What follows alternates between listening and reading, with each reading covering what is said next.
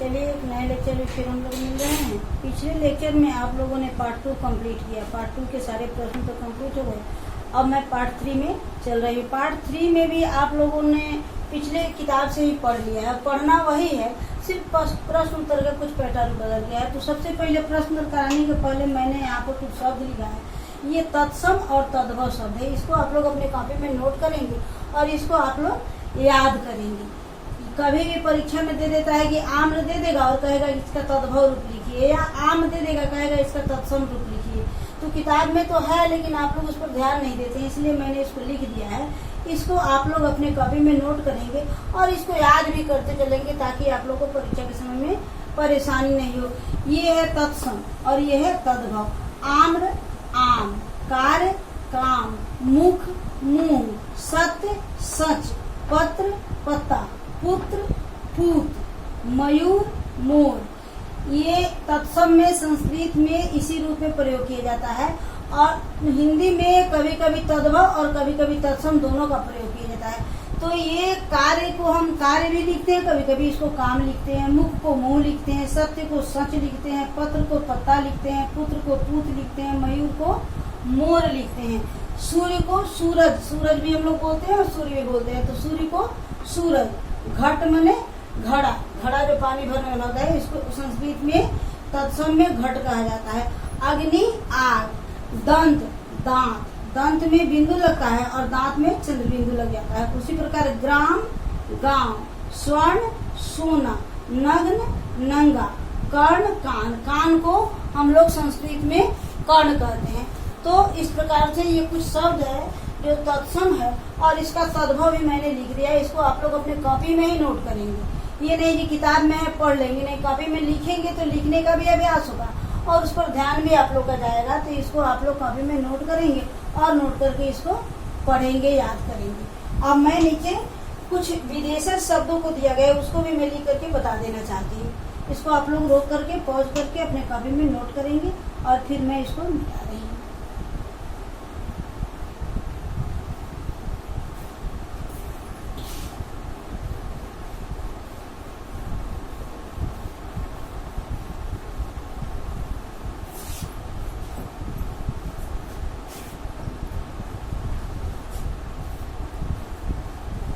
ये कुछ शब्द है, कह रहा है कि अलग अलग भाषाओं के शब्द है जिसको हम लोग हिंदी में भी प्रयोग करते हैं, विदेशी भाषाओं के शब्द।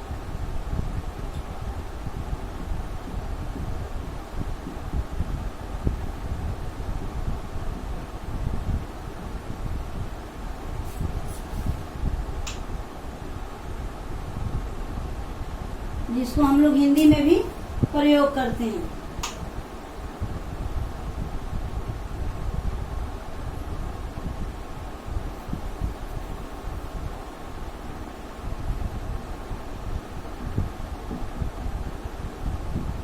देखिए ये कुछ भाषा है और उसके शब्द हैं, जैसे अंग्रेजी के शब्द हैं।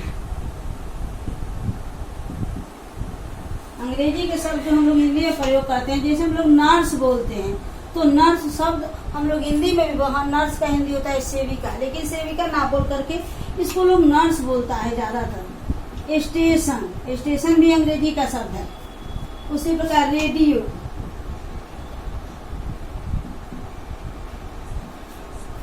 डॉक्टर, डॉक्टर में सिर्फ चंद्र लगता है, बिंदु नहीं लगता है।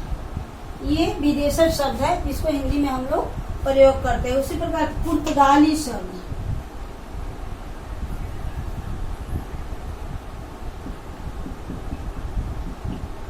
ये पुर्तगाली भाषा के शब्द है जो हम लोग हिंदी में प्रयोग करते हैं। आलू, देखिए अब पूछेगा कि आलू किस भाषा का शब्द है तो आप लोग फंस जाइएगा, लेकिन यहाँ देख लीजिए बाल्टी, बाल्टी भी हमारे हिंदी के शब्द नहीं है, लेकिन अंग्रेजी में भी इसका प्रयोग होता है, हिंदी में भी। गमला, प्याली, इसमें और सारे शब्द हैं। यहाँ पर आदि लगा दिया है, इसका मतलब इसमें और सारे शब्द होते हैं। उसके बाद कर तुर्की भाषा के शब्द,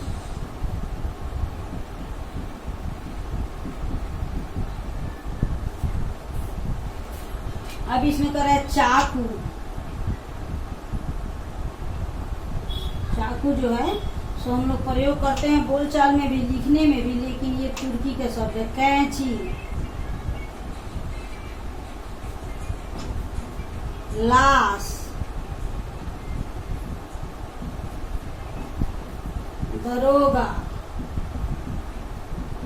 ये सारे शब्द जो है सो तुर्की के। ये जानकारी बहुत जरूरी है कि कौन सा शब्द किस भाषा से लिया गया। उसी प्रकार फ्रेंच,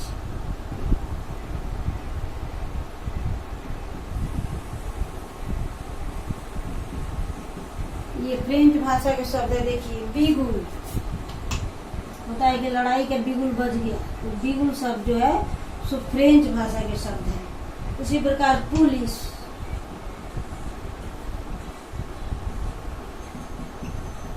ये सारे सब फ्रेंच के हैं। उसके बाद करा अरबी,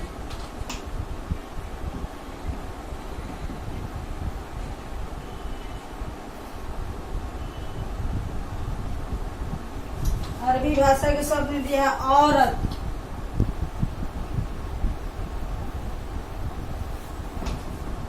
गरीब, ये सारे शब्द हम लोग प्रयोग करते हैं। मालिक,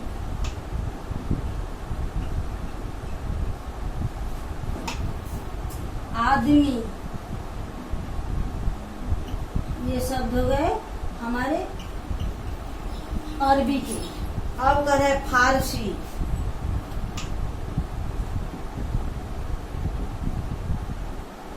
देखिए फारसी भाषा ये कौन कौन से शब्द हम लोग प्रयोग करते हैं। किताब, देखिए किताब शब्द जो हम लोग इस्तेमाल करते हैं ये हमारे फारसी के शब्द हैं।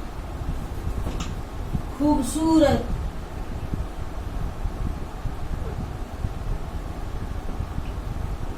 खूबसूरत।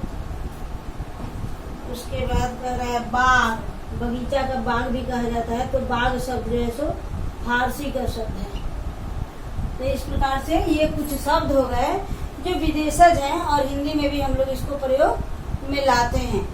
तो देख लीजिए यहाँ विदेशी भाषाओं के कुछ शब्द लिखे हैं। अंग्रेजी में मैंने लिखा है नर्स, स्टेशन, रेडियो, डॉक्टर, बहुत सारा शब्द है। कॉफी, कॉलेज, ये सब भी अंग्रेजी का है, लेकिन कुछ ही यहाँ दिया हुआ है। यहाँ पुर्तगाली का दिया है आलू, बाल्टी, गमला, प्याली। तुर्की का दिया है चाकू, कैंची, लाश, दरोगा। फ्रेंच का दिया है बिगुल, पुलिस। अरबी का दिया है औरत, गरीब, मालिक, आदमी। और फारसी का दिया है किताब, खूबसूरत, बाग। ये सारे शब्द भी आप लोग अपने कॉपी में नोट करेंगे और नोट करके इसको याद करेंगे। परीक्षा में हो सकता है कि कुछ शब्द दे दिया जाए और कहा जाए कि ये किस भाषा के शब्द हैं, तो उस समय आप लोग को परेशानी होगी। इसको नोट कीजिए और फिर मैं अब इसका प्रश्न उत्तर करवाऊंगी।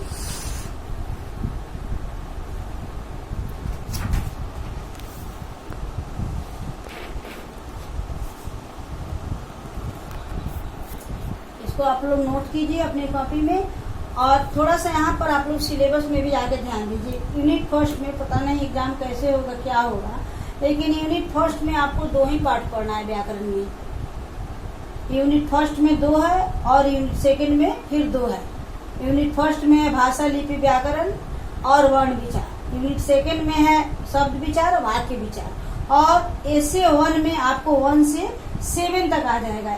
यूनिट एसे 1 में आपको 5, 6, 7 पढ़ना है और परीक्षा में आएगा आपको 1 से लेके 7 तक। एसे 1 में आपको 1 से लेके 7 तक आएगा, लेकिन पढ़ना है यूनिट फर्स्ट में 2 चैप्टर, यूनिट सेकंड में भी 2 चैप्टर, 4 चैप्टर हो गया। और बाकी 3 चैप्टर आपको पढ़ना है एसे 1 के लिए, और परीक्षा में आपको 7 चैप्टर से आएगा। ये नहीं कि अलग अलग पढ़ लिए तो अलग अलग आएगा, नहीं। आने के लिए फाइनल एग्जाम में आप लोगों को 7 पार्ट से आएगा। तो इस प्रकार के इसको आप लोग नोट कीजिए और फिर अगले लेक्चर में इसका प्रश्न तो मैं करवाऊंगी।